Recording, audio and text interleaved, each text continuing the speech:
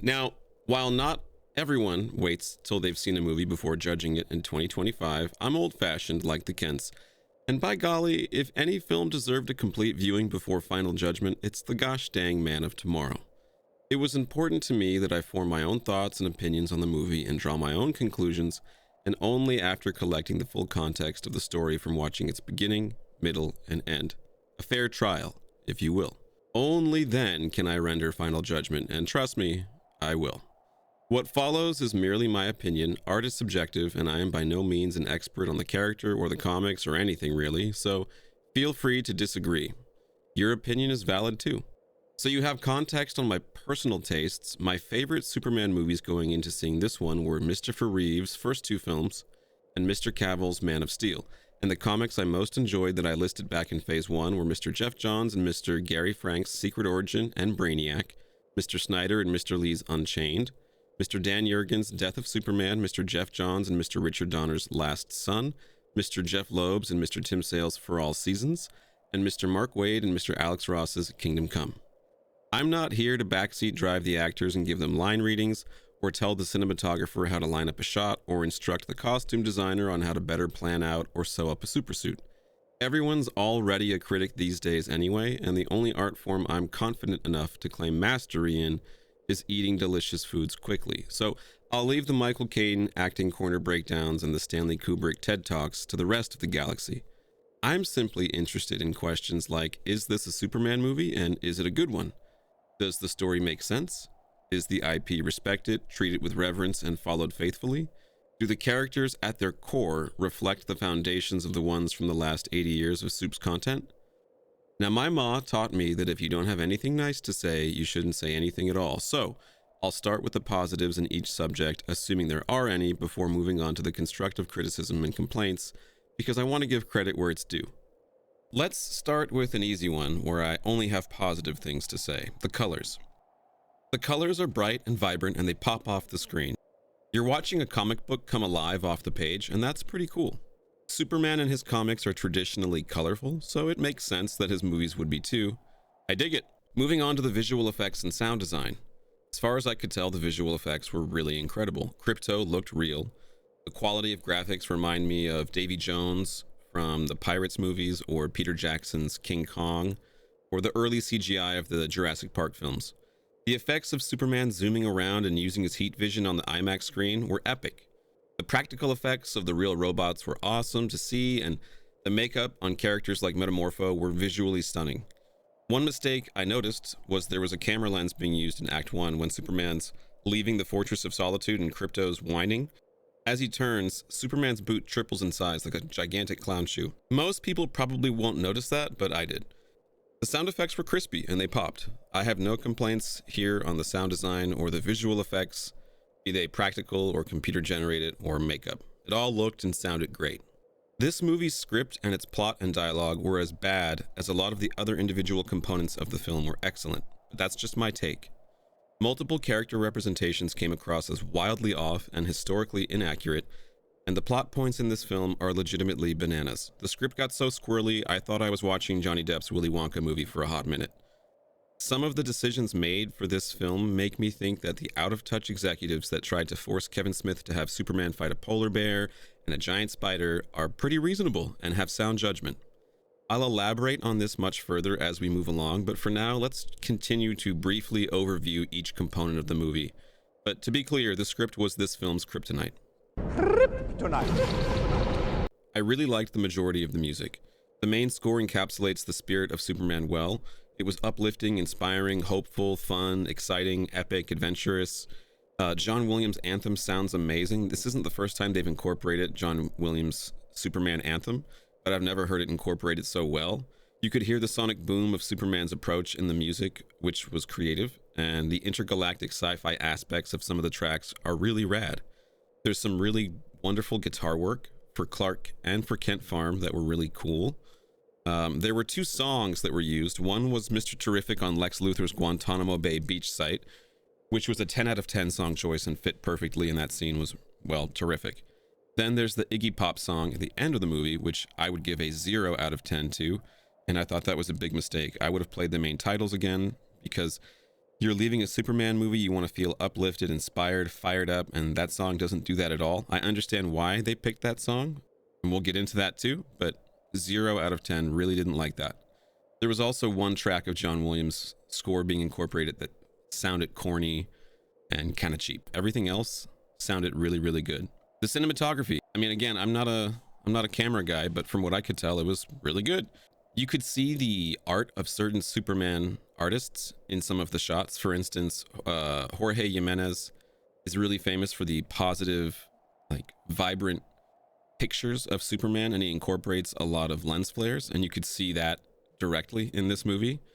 There was one shot of Superman's cape fluttering in the wind that looked just like art from John Byrne's Man of Steel. I'll show you that. There was a shot that looked just like something out of Alex Ross's Kingdom Come epic. It felt like a painting photography shot, and that was nice to see. And there were definitely some shots from For All Seasons of Clark in his bedroom with his dog that really, really felt like it was from that comic book from, I think it's from 1999. So in the beginning of the movie, after he gets sun-charged, he heads back to Metropolis. And as that's happening, the engineer is walking towards camera, and you hear him cracking across the sky, going super fast. And the engineer snaps her head up to look at Superman flying over her head. And the camera follows and looks up too. And you see him soar across the screen. And then the camera comes back down to her. She looks back forward, walking towards the fortress, but she's walking towards camera. And she goes, the alien is on its way back. And then you could feel the joy and exhilaration of Superman flying and zooming and barrel rolling around Antarctica. And for about like 20 seconds, I was watching the best Superman movie ever made. The movie doesn't stay that way and can't maintain that kind of feel for even 30 minutes, let alone 2 hours. But for at least 20 seconds, that was pretty awesome. There's also a shot that had like a 4-layered Superman cake I'd like to tell you about, where he's fighting the kaiju. And he says, "Hey, buddy, eyes up here." And then he flies up and continues to fight the kaiju. So that was a 4-layered reference to Superman, if you don't know.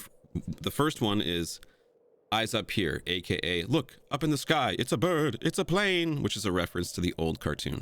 So that's an old school reference. It also references his optimism and hope to metaphorically look up, as in to be optimistic and hopeful. Look up. So that's that reference as well. A third reference is he calls him buddy. Remember, his trash talk is always very respectful. He's a respectful person. So him calling the monster buddy is very Superman.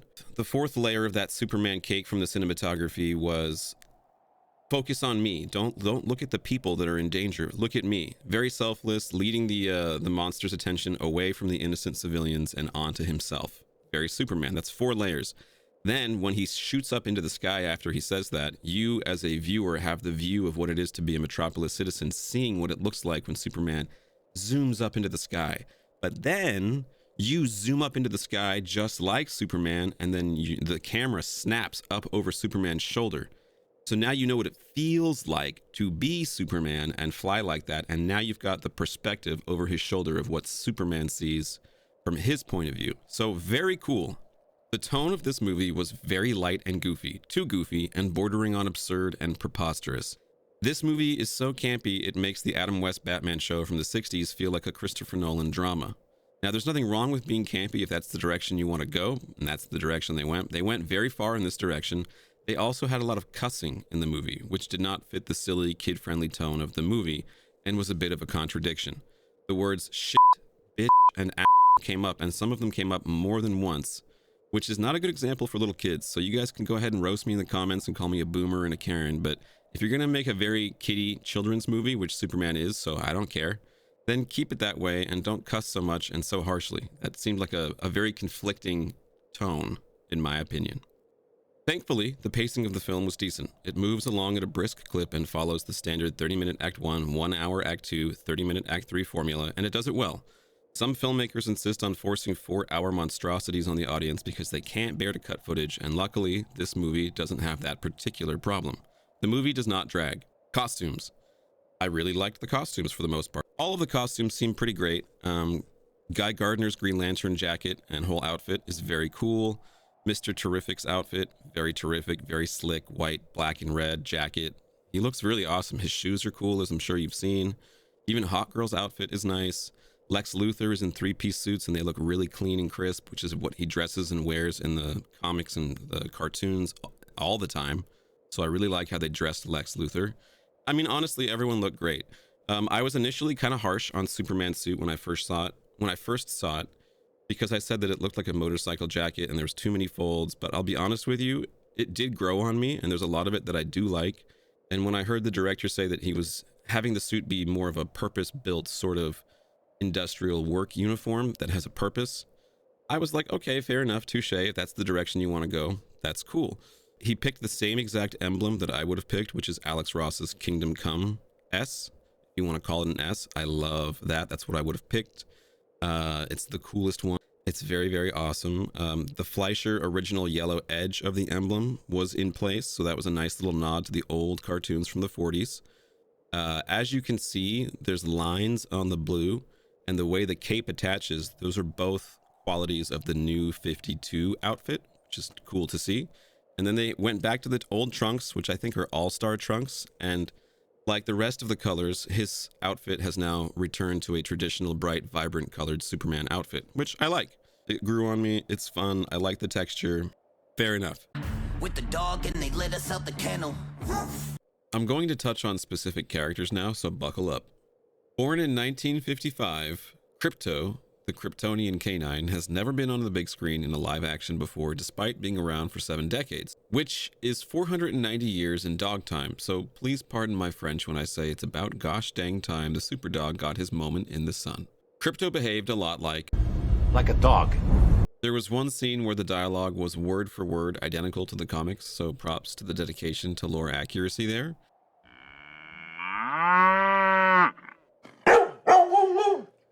He looked real. The graphics were honestly pretty mind-bogglingly good.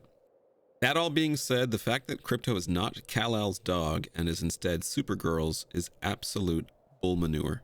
This is a 100% missed opportunity because Superman is a natural animal lover and longtime dog owner, and animals love him just as much and more. Go get him!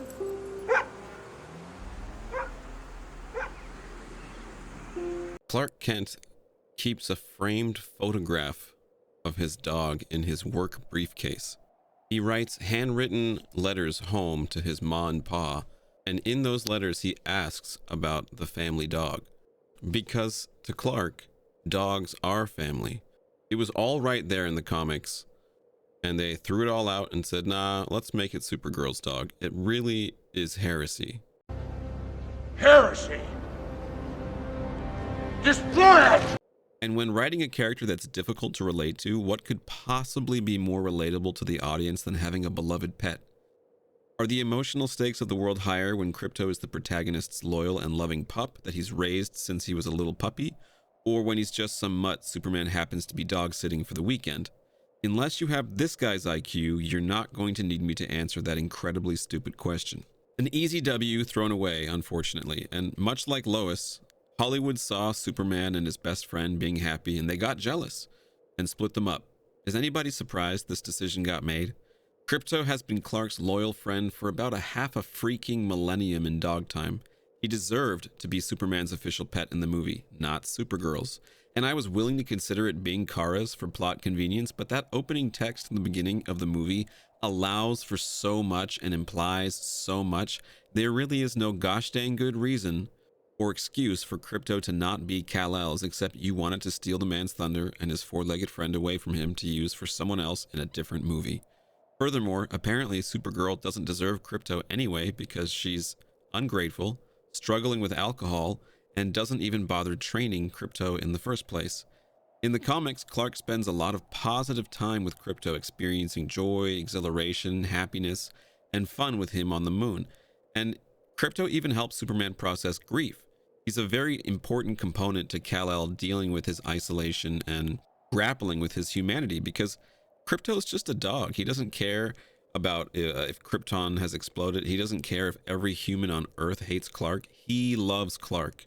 Clark is his best friend, and that helps Superman feel valued.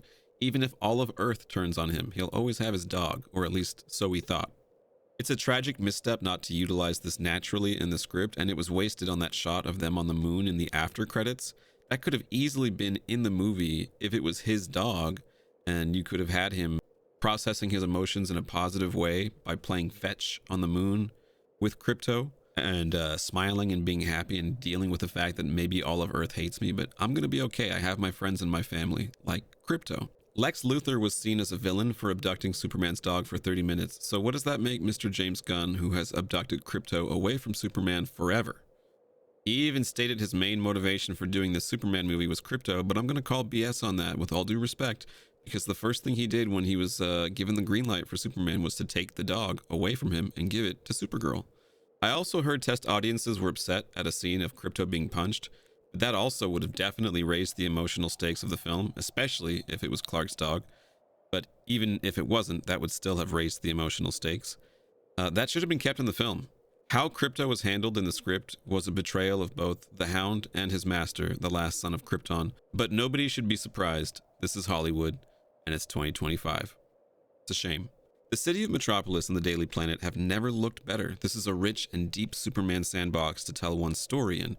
The Daily Planet is famous for having seagulls flying around it, which I did not notice in the movie, but maybe I missed it. And while I didn't like how this film constantly makes silly jokes, an easy one to naturally have fit into the script would be to have Lombard getting literally and metaphorically shit on by a seagull. They all go to the rooftop in the movie in the third act to get into Mr. Terrific's flying saucer, and he's already hamming it up all the time in this movie anyway. That would have been a very easy way to have a silly joke that makes sense in the world of Metropolis and the Daily Planet. Jor-El and Lara, Superman's biological parents. Great Krypton. What have they done to you? Superman's biological parents sent him to Earth to conquer the weak people here in this timeline, so they're basically warrior Saiyans from planet Vegeta in this movie. This is an extremely controversial way to change the Superman lore. This is the first Superman I've ever seen that knows almost nothing about his Kryptonian heritage. He only has a 15-second message from his mom and dad that tell him they love him more than heaven, and they sent him to Earth. That's pretty much all he knows. It's kind of nuts. Clark's Kryptonian heritage is something Kal-El takes pride in, but now he doesn't know that side of his origins at all. In every other version, he speaks and learns a great deal of wisdom from his Jor-El AI father in the Fortress of Solitude, and that helps guide him and help him understand that half of who he is. This is a wild change to make to Superman, and in my opinion, it does not pay off in the end of the movie. Clark essentially replaces his Kryptonian parents with his Earth parents in that last scene, but all four of them are extremely important to Superman understanding who he is and being able to be Superman. Crazy. We get to hear Kryptonian, or Kryptonese, spoken for the first time ever, I think, which was a neat detail.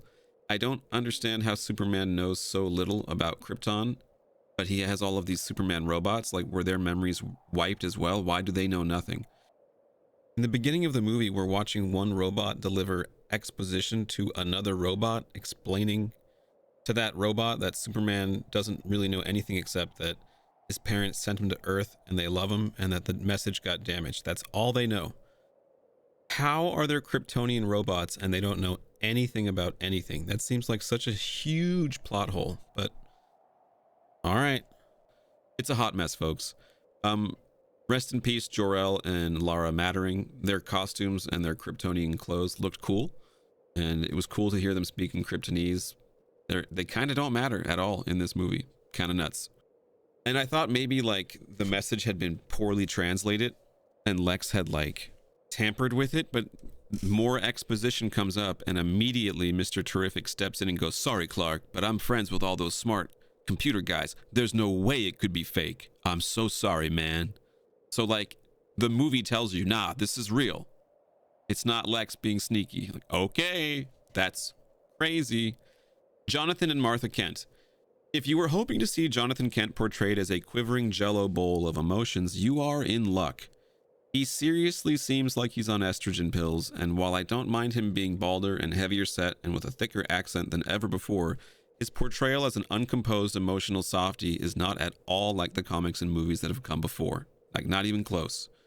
They also make Martha and Jonathan out to be kind of simpletons, in my opinion. Martha's like right up against the phone on the coffee table talking to Clark, like yelling into the phone, "Don't be a stranger, Clark." Like she's never seen a phone before. Kind of insane. Also, Jonathan Kent forgets Lois's name. That Luann is nice. It's Lois, Dad. But yeah, she's cool. He has to like correct him. So apparently he can't remember people's names in this version. It was a missed opportunity not to have Jonathan playing baseball, just playing catch with Clark, because Clark's going through a hard time. He just found out that his parents sent him here to conquer all of Earth. He's questioning who he is.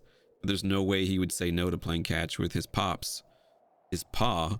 So, you know, I would have liked to have seen him be like, Clark, you want to throw the ball around? Come throw the ball around, Clark. And then they talk, and that's where they could have that nice conversation takes place, because he does say some important things to Clark that are on the money and true about Superman. He says, I think what you thought that message meant says a heck of a lot more about you than what it actually means.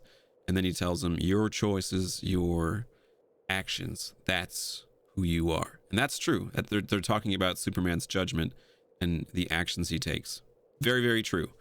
And then he says, I couldn't be more proud of you. And then he gets really emotional, because he's always emotional. Now, I wouldn't mind him getting a little choked up on his words there, because that's fine. The other Pa Kent in Man of Steel gets a little bit emotional too, when Clark says, I just want to keep pretending to be your son. But the fact that he's always got tears in his eyes, he's always on the verge of like breaking down sobbing, is so not Jonathan Kent. I gotta stick up for Jonathan. That's messed up. Wrong! It's the worst representation of the Kents I've ever seen, and I am not knocking the actors. They did a great job, and they did everything the script told them to do. Also, missed opportunity with Martha. Martha helps Clark make the suit, the super suit, and they make it together because it's made from materials from Krypton that she can't physically cut, so she needs Clark to use the heat vision to separate the materials and help put it all together. So it would have been cool, because he's coming back from a lot of battling.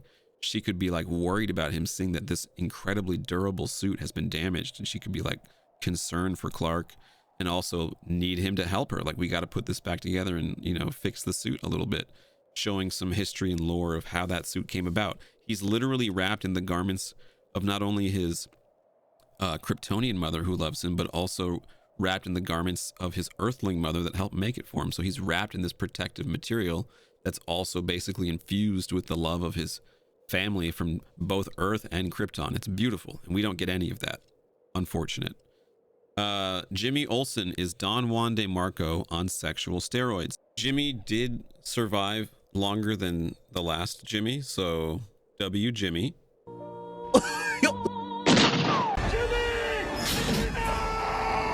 They make him go from an intern photographer type of character to an equal to Clark as like a journalist at the Daily Planet. That's fine, I guess, whatever. They also make him a huge player with massive amounts of riz and game with women. Okay, that's fine, I guess, too. It's kind of getting extreme, but whatever. But then they make it so that it's a crucial part of the plot is that Lex Luthor's current girlfriend is obsessed with Jimmy and all of his riz and how sexy he is, and she just wants to be with him. This is so crazy. Like, I don't even want to say more on this other than what I just said. It's crazy. Perry White. Perry White is essentially just a human cigar in this movie. He's never really been less important to a Superman story. Not a knock on the actor at all. He just doesn't really have much to do. In the third act, he randomly becomes Captain Kirk, and he rallies the whole Daily Planet group, and they all become his crew, and they go off in Mr. Terrific's UFO ship to like make a story about what's happening with the interdimensional rift eating Metropolis. It's so random and bizarre, but okay. Lombard the sports journalist is used to constantly be funny, or at least attempt to be. Again, not a knock on the actor. The script calls for him to be kind of goofing around and being funny, quote unquote, in the background a lot. And he is occasionally funny, but it's so nonstop that it really becomes tiresome quickly. Miss Grant is essentially in this movie to be hot. That's not an insult, and she does a great job, but she's pretty much there to be attractive. Guy Gardner is very cool. I'm not commenting on the dialogue he's given. I'm just saying that Mr. Nathan Fillion is very charismatic and funny. Mr. Terrific was a huge bonus. I didn't expect anything out of him. He was cool. Hawk Girl is more like Hummingbird Girl. She's very small, and I think having her screech like a literal hawk was a really bad idea. It's so, I don't like using the word cringe, but it's kind of cringe, and I think they should have just done away with that. Her costume looks cool. Her character kind of always comes across as aloof, bored, too cool for school, a little sarcastic, a little above it all. I honestly wouldn't have noticed if she wasn't in the movie at all. It could have just been Guy Gardner, the Green Lantern, and Mr. Terrific, but that's just me. I kind of liked the engineer.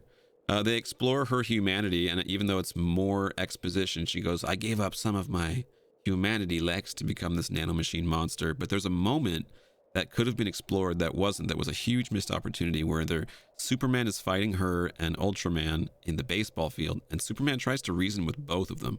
He says, it's not too late for either of you. You don't have to do this. And it would have been really cool to see a moment of pause in the engineer's face where you can see in her eyes, she's really considering what he's offering. She's realizing this alien is actually pretty gosh dang cool. Maybe I'm on the wrong side, you know? And before she has a chance to say anything or react, boom, Ultraman crashes back into them and the fight continues. That would have been amazing and a cool way of exploring the humanity aspects of Superman through the lens of a villain. The engineer, missed opportunity. Ultraman, I love the idea of clone Superman. Super badass. It's in the comics. It also explores Superman's humanity because he's this puppet who's basically probably had his soul and emotion electroshock therapy out of his body by Lex. He can speak. He says like one word. He says copy when Lex tells him that Superman's on his left in the beginning, but that's the only time I ever hear him actually speak. He screams in pain, so he clearly still can feel pain, so that's pretty interesting.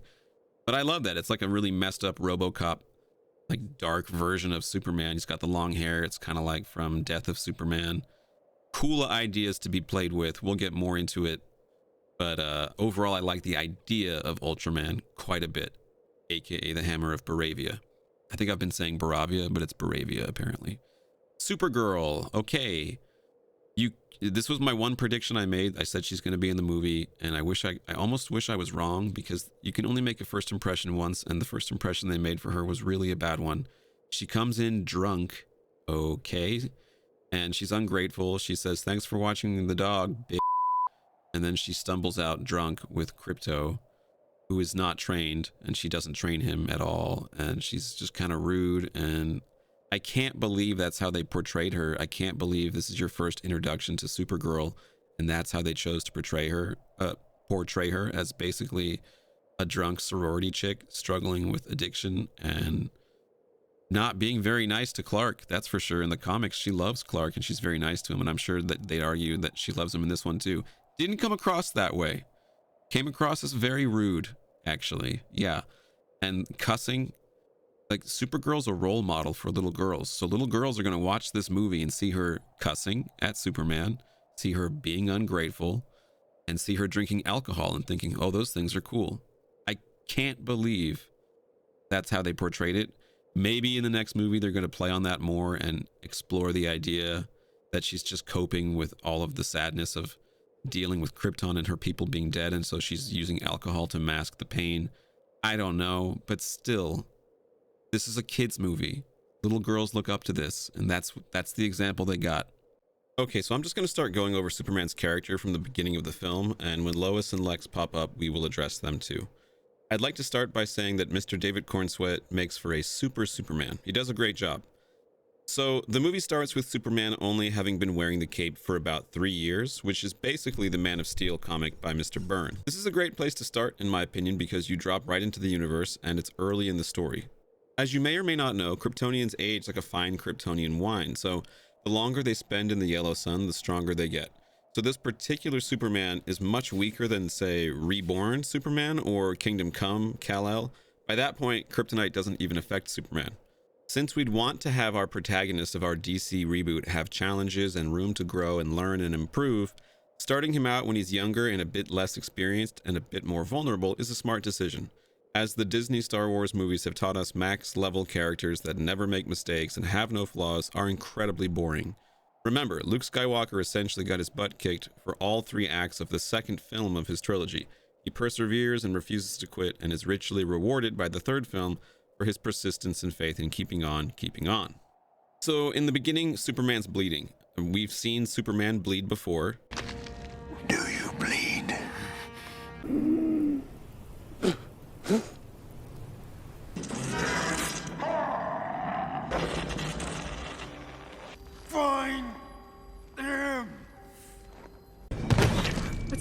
him? He's rejecting our ship's atmospherics. And I remember when this happened in the trailer, I was like, oh, I wonder what it was that messed Superman up. I started going through the list of things that could do that to him. Doomsday, Kryptonite, another Kryptonian, which it turned out to be technically because it's a clone of Kal-El, right? If anyone could kick Superman's butt, it's Superman.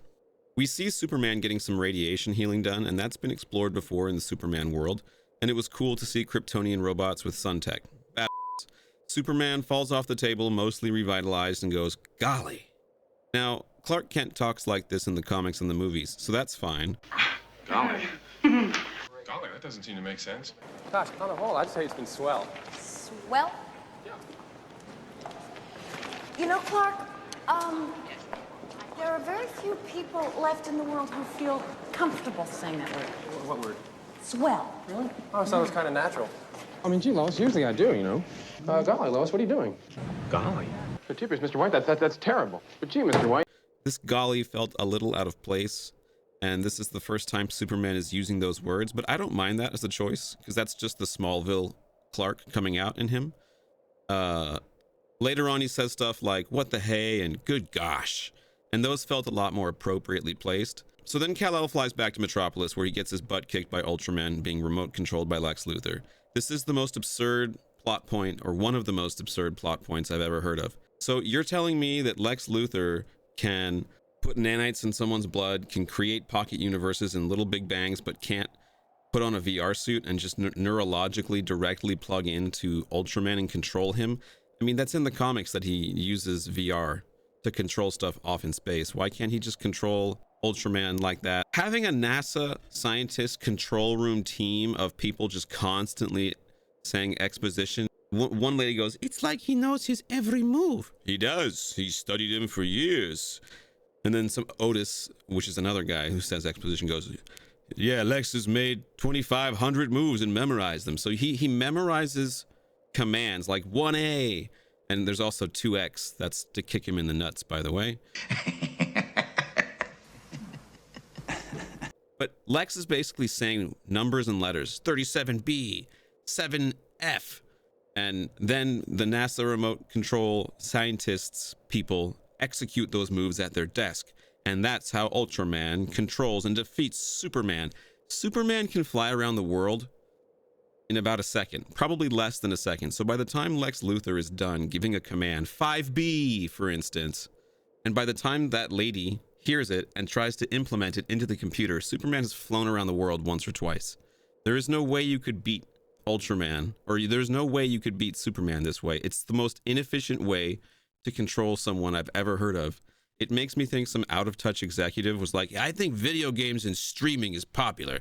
Make it like a video game, or he like says commands. It's so stupid. So basically, in this universe, Superman shows up and stops a puppy from being curb stomped into a meat pancake, and Lex Luthor's reaction to that is pretty much, really? Oh, so that's how you're gonna play it. That's all I needed for him to do that, and it became personal with me. Luckily, after a good night's sleep, you know, he let it go and matured. Yeah, Superman! You're taking everything I work for. I'm gonna fight your. You know what's the real fight? What's the real money fight is me, not these that you already punked at the press conference. You want that real right here? Hey, and I'm not. Unfortunately, we can't talk like that. But Nicholas Hoult is a really great cast as Lex Luthor. He's a great height. He's like 6'4", so he's a good match for Mr. David Cornsweet. He looks like Lex. He dresses like Lex. It's a much bigger improvement from being comic book accurate from the last guy that we got. No offense. Ahoy, ahoy. It's Jerry.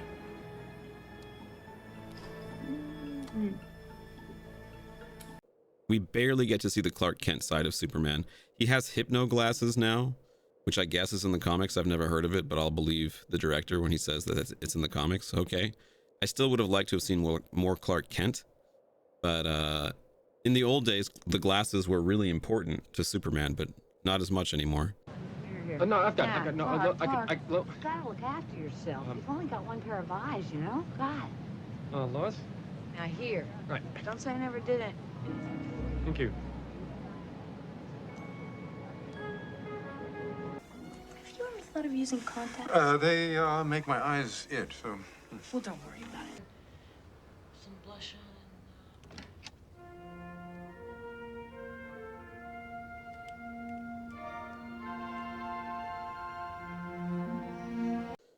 on. Then there's the interview with Lois. That happens in every movie. Superman gets interviewed by Lois, so this happens again. I was really worried about this scene. I was concerned from the trailer that she was going to lecture him and be like, Superman, you don't know how to do it right. I'm going to tell you how to be Superman. But it actually wasn't like that, thank goodness. There are issues, and we're going to talk about them right now, but thankfully, her lecturing Superman on how to be was not one of them. He agrees to do an interview with her. This is a mistake, but, you know, first movie of our character in the first act making mistakes and having being a little cocky, having some inexperience, that's fine. She even tells him, you're not going to like being interviewed by me, which is true, because being interviewed by Lois Lane is like a Republican going on CNN to be interviewed, or like a Democrat going on Fox News to be interviewed. It's going to be brutal and ruthless. It's just how Lois Lane is as a reporter. What I had a problem with is she brings up a hashtag super and this bothers Superman so much that he gets upset and stops the interview. Now, the only reason why he is doing this is to get a cheap laugh out of the audience, and it did. Like, he kind of like gets triggered. Superman would not get triggered over something so minimal, in my opinion. He certainly wouldn't stop an interview with his girlfriend that he's been dating over a word, but they wanted to use cheap laughs, so they did that. Lois also says, this is what you always do. You pout and then you leave. If that's true, and you know, it seems like Lois is accurately reporting on his behavior, why would she lie? Superman doesn't pout. Superman doesn't pout and storm out. So the fact that that was in the script describing Superman that way, I think is a huge problem and not at all true. Wrong! There is one point where he goes, people were gonna die, and he gets frustrated. That I understand where he's coming from, because he deals with people dying every day, and he was tired of being questioned by someone that doesn't have to put up with the crazy stuff that he has to put up with. Like, yeah, people were gonna die, Lois. You don't understand. Your toughest choice this week was, do I put cinnamon on my mocha or do I get whipped cream on my latte? My toughest choice this week was watching a 3-year-old girl explode by a bomb. People were gonna die, Lois. You don't get it. I can understand where he's coming from and being frustrated at that point, because, yeah, it's easy for you to be a reporter over there and sit back with your nice cushy job saying, well, did you think about this? Did you think about that? I'm actually out here saving lives. So I understood his frustration at that point. Lois does ask a lot of important questions that Superman has not asked himself. So it is like, she brings up great points. Like, as much as this country might seem to be the aggressor, you don't know for sure. You're interjecting yourself into other people's politics and countries' engagements and wars. Like, did you think about that? And I don't have a problem with him making that mistake, and I don't have a problem with Lois pointing that out. Like, fair enough. What I have a problem with is him pouting and him leaving the interview over the word the hashtag super. Really, that triggered him so much he has to stop the interview.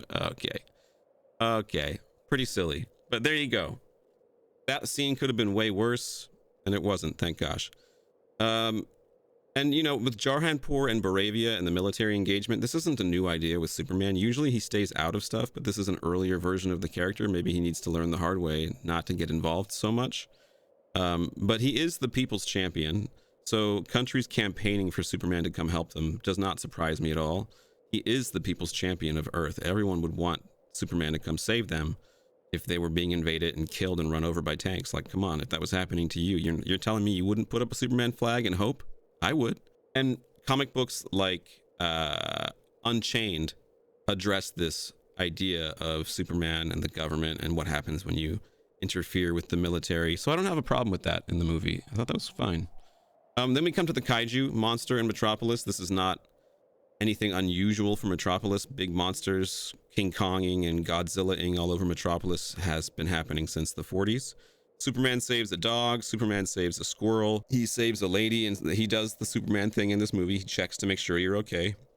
He asks if you're all right. Maybe some people don't like that he saved a squirrel, but he would save a squirrel, especially if he had time. Now, do I think the squirrel should have gotten an action-reaction shot like he's freaking Iron Man? No, I don't. And did I expect squirrels to keep showing up in this movie? No, I didn't. That's not the first time squirrels appear in the film. The Baravian leader has a portrait of himself on a horse holding a squirrel, like this regal photo of him and his horse and his squirrel. I have no idea why that's in the movie, but okay. And then later on, Krypto is being kept in a stasis chamber chasing CGI squirrels with CGI Superman capes attached to the squirrels' necks, because Lex Luthor apparently is so crazy he demanded one of his NASA computer scientists to put little Superman capes on these CGI squirrels that Krypto is chasing. I don't know what the deal is with the squirrels. Again, all right. But he would save animals. Like, you know, he values the life of artificial intelligent robots. He gets upset when sun eaters get killed. So I understand that he would help the squirrel. That is actually quite Superman. If you didn't like that, fine. But it's a Superman move. Again, I don't know why the squirrel got a reaction shot like he was the star of the movie. It's so campy. But all right. Then we have the news turning on Superman. And, you know, the newspapers are a big part of the storytelling world of Superman, if you're not familiar with it, in the cartoons and the movies, the comics. And they touch on that with basically the plot point of his parents sending him here to kill all of us and dominate all life. And basically it just gets plastered on some billboard. And then everyone just immediately turns on Superman on a dime. Yeah, you suck, Superman. So random. And I can't believe this is a real plot point. I was assuming Lex would have tampered with it, but no, he didn't. And Lex says that Superman's grooming us and that he has a secret harem. And basically, this isn't a new idea, the news being used to turn people on Superman and basically salaciously attack him to turn public favor against him. In the wake of this week's dramatic developments, we asked the people of Metropolis how they felt about the Man of Steel. If you ask me, the bum ought to go back where he came from. I used to consider him my friend, but now... Superman saved the world dozens of times. We owe him a second chance. No one man should have that much power. He's a traitor and a menace. I'm locking my bedroom door at night. It's happened before. Then we have the robot death and the AI. So this movie explores artificial intelligence very briefly and doesn't do a very good job of it, in my opinion, but it reminds me a lot of the All-Star Superman comic reference. So the robots all get killed, and Robot 4 is inexplicably stabbing himself in the head with a screwdriver. I don't know what that scene was. Like, is that supposed to be a joke of him, like, repairing himself? And I guess so, because he repairs himself by the end of the movie. But anyway, Superman's, like, sad to see the robot be dead. But he's not dead. He comes back, so it loses even more of the weight that it should have had. My point is, I don't have a problem with Superman being sad over an AI robot dying. It would have made so much more sense had we built a relationship up between Superman and Robot 4, and he dies in like the third act, so when he dies it actually means something. But that doesn't happen. It's in the beginning, and then he's like comedically stabbing himself in the head, and then he's not dead at all. But they were playing on the idea of the All-Star Superman comic, where basically a Superman robot gets hacked by Lex Luthor, and that's how Superman gets the sun cancer, essentially, which is going to kill him. And so it feels the need to atone. It feels guilt. The robots also feel loyalty, and like they say, like, we're not going to let you go on your own. Like, we're going to come help you. And that's how much Superman's compassion inspires others, is AI robots want to throw down till the very end for their Superman, even when they don't get asked, because Superman doesn't even ask them to come help. They're like, we're coming with you. We're going to leave one to stay behind to watch the fortress, but we're going to war with you, Superman. And like I said, he's the people's champion, even for the AI robots, which I think was really cool. And Superman is worried about them dying. He's like, save yourselves. They're going to wipe your memory. Get out of here. So that's what they were playing on. And that also got addressed in Superman 3, artificial intelligence.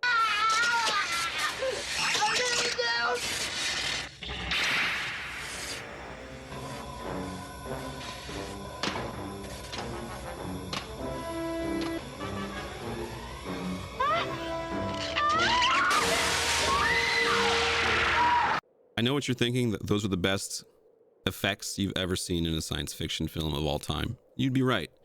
But yeah, they play on that from Superman 3. It's in the comics. Not well done, but that's what I think they were slightly touching on with this robot death of Robot 4. Then they do the brains versus brawn. You know, with my brains and your brawn. So this is when Superman breaks down the door and tries to demand and intimidate Lex into getting his dog back, but it's not his dog, so him being so angry doesn't make nearly as much sense as it would have if it was Crypto that was his, right? But it's not. Just like it would have made a lot more sense in the first act when he's bleeding and messed up if Crypto was worried and concerned, because, you know, animals are emotionally intelligent. They could sense that Clark is hurt, his bones are broken, he's bleeding. So having Crypto come up and be like worried and anxious, you know, like whimpering and licking his face, wanting to help him, that would have made a lot more sense. And it would have made a lot more sense why Superman would be mad, breaking the door down, yelling, trying to intimidate Lex to get his dog back. But it's not his dog, so it doesn't make nearly as much sense as it should. It's not the first time Superman has lost his temper or broken down a door. He does it in the first movie, and you know, he's cocky and arrogant and tries to use brains over brawn and doesn't realize he's getting played by Lex, and he ends up almost dying to kryptonite. It's open. Come in. My attorney will be in touch with you about the damage to the door. Well, I, on the other hand, could stop them with my detonator. All right, Luther. Where is it? Where's a detonator?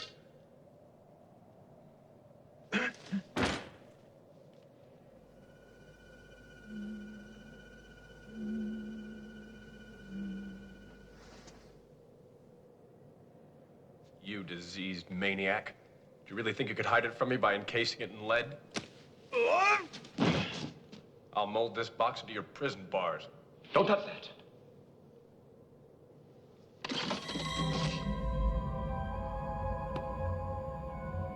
I told you.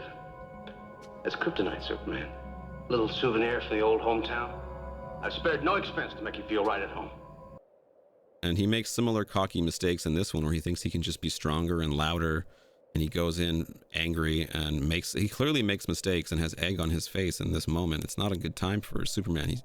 They use it to make him look bad in the news even more, which is fine because you're making mistakes. But again, if that was actually his dog, it would have made a lot more sense. He also does it in Last Son. He breaks down doors and enters. I think he does it multiple times in that comic. It's kind of Superman's thing to punch down doors and go in. A learning experience for Superman there, where you can't try and intimidate or just assume because you're the strongest you're going to get your way. So I don't have a problem with that. I actually like that. I just think it would have made so much more sense if it was his dog that was stolen, of course. Then there's the whole the real punk rock moment. So Superman is about to hand himself in to the United States government, and Lois is like, you think everyone is beautiful and you trust them. And then Superman goes, maybe that's the real punk rock. And they were trying, and they were close to touching on something there, but that's not true. Superman does not think everyone is beautiful, and he certainly doesn't trust everyone because that's incredibly naive. Now, it sounds like what they were trying to do was touch on what Mr. Christopher Reeve was talking about earlier, which is a way of viewing the world. Everyone's your neighbor, trying to help each other, consider each other, empathy. And that is the real punk rock. So if Lois had said something more along the lines of like, you treat everyone like they're your next door neighbor and you're always putting yourself in other people's shoes, then Superman could say, maybe that's the real punk rock. And that would have been like right on the money, because it taps into one of the main things about Superman, which is his empathy, his compassion, putting himself in other people's shoes. But instead, I think they kind of butchered it with the whole, you think everyone's beautiful and you trust them. Doesn't make sense. Then Superman gets put in jail, the intergalactic jail thingy, and Lex says, tall, dark, and Martian isn't my type, which is another reference to Superman 4 when Lex says tall, dark, and handsome. Look to your left. Tall, dark, and handsome. Then we come to one of the other most insane plot points. The monkeys that have been neurologically plugged into Twitter and are Lex Luthor's slaves to rage bait and be toxic and sway public opinion against Superman. And he keeps these, I think I called them chimpanzees earlier. My mistake. They are monkeys, not chimpanzees. But as Lex would say, same diff. So crazy that this is a plot point in the movie. You would think it would be like a joke in the after credits, maybe, or like bloopers, but no, this is a real plot point. Lex has an army of monkeys that he has plugged into social media that are constantly angry and tweeting like hostile, negative things about Superman to convince people that he sucks. Crazy. I like Falafel Guy. Falafel Guy's cool. Lex could definitely have the ability to get this guy's information and bring him in, so I don't mind that.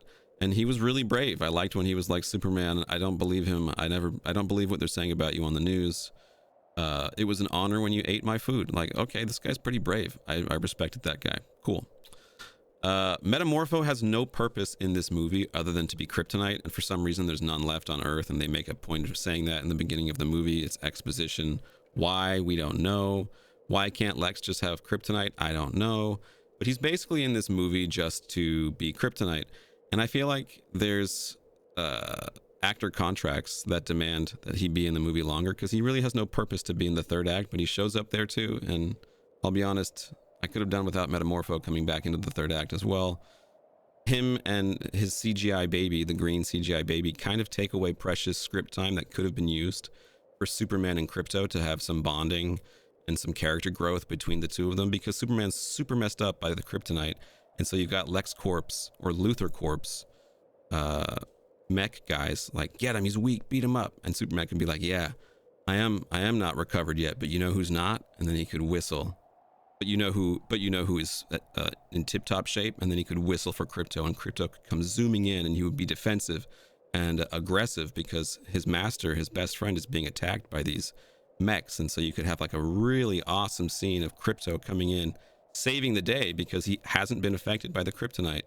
Instead, we just kind of watch Superman drowning in a Minecraft lava river holding up a screaming CGI baby. Not a great use. I like the Silver Age science fiction feel and look of this scene, but it was wasted on characters that don't matter at all, like Metamorpho and his green CGI baby, when it should have been used to really build up Superman and Krypto. And then brains over brawn. So the big brains over brawn moment at the end of the movie is Superman figuring out that Krypto likes to attack things that look like tennis balls, so like Mr. Terrific's T-balls, or the cameras that they use to control Ultraman. And so he has Krypto destroy the cameras that are viewing Ultraman, so now they can't use their special techniques to beat Superman. Again, it makes no sense that they're shouting commands and it's somehow beating Superman. You can fly around the world in a second. Doesn't make sense. But then Lex Luthor gives this really heartfelt speech, and it's the most absurd speech I've ever heard, but the actor does a really great job making you think that it's well written because he gives such a great performance. But it's absurd, the things he's saying about being envious, about people like Galileo and stuff. Huge props to the actor. It's preposterous from a writing perspective of what he's saying. Same with Superman. Superman's like, that's where you're always wrong about me, because Lex Luthor calls him an alien piece of shit, which is funny. And then Superman's like, that's where you're always wrong about me. And I'm like, is it? Because you are an alien. I understand you're defending yourself not being a piece of shit, but he's not wrong about you being an alien. So then Superman gives a speech about how his humanity is the best part of him and how he doesn't know what to do sometimes, and he just puts his foot in front of the other, and he gets scared, he loves, blah, blah, blah. It's a crazy, ridiculous speech. Again, well performed by the actor, but the speech is ridiculous, and it feels like it's being forced, and it hasn't been earned and built up through 3 acts. It's just, and now this is the part where we say this part of the message. And it is true that his humanity and his compassion is one of his strongest assets, and also what, villains use to try and attack him. Final thoughts. Is this a great Superman movie? In my opinion, no, it isn't. I wouldn't say it's a good one either. It is a Superman movie. I'm going to give it 2 Kryptonian crystals out of 5, which is a random rating system I just came up with on the spot. There you go.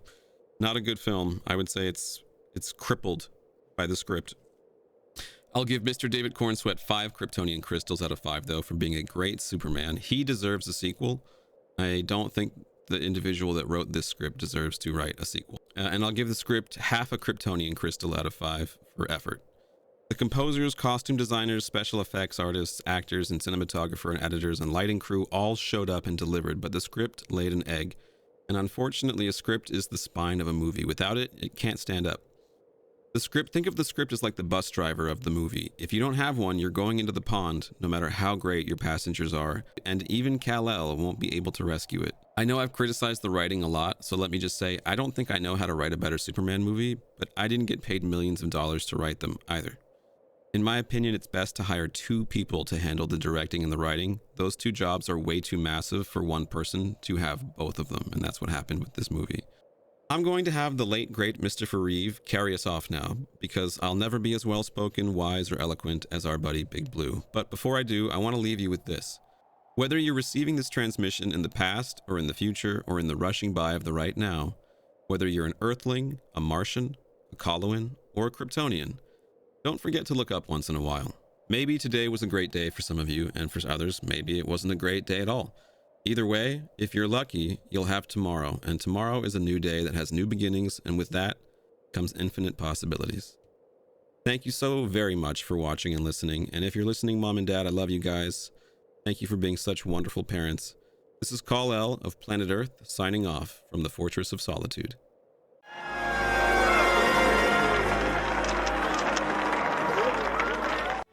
Well, once more, we survived the threat of war and found a fragile peace. I thought I could give you all the gift of the freedom from war, but I was wrong. It's not mine to give. We're still a young planet. There are galaxies out there, other civilizations for us to meet, to learn from. What a brilliant future we could have. And there will be peace. There will be peace when the people of the world want it so badly that their governments will have no choice but to give it to them. I just wish you could all see the Earth the way that I see it.